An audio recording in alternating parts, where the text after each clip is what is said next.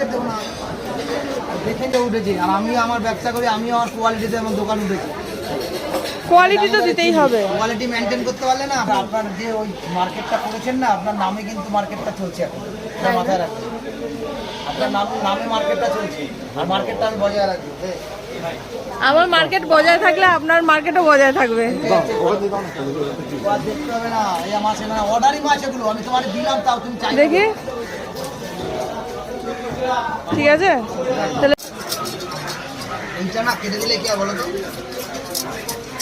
আর খুব গলায় বাজবে না, কাটি না,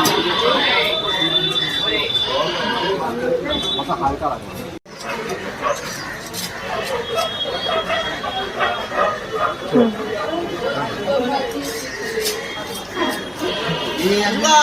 এই ভাই একটা কালকে বলে গেছে, একটা আছে।